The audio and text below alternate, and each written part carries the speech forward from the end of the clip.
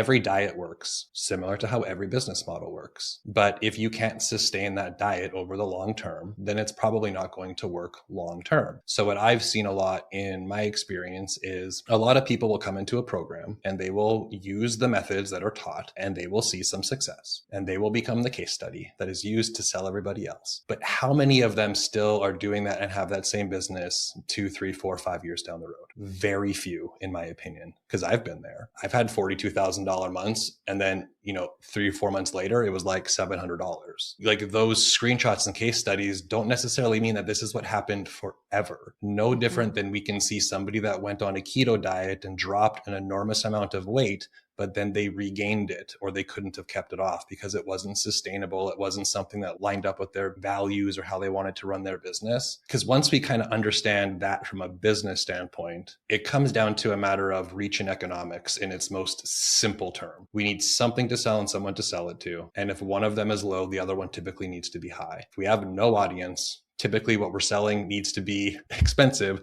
if we want to try and make a bunch of money. If we have a very big audience, we can get away with selling something that is inexpensive because the economics work in our favor.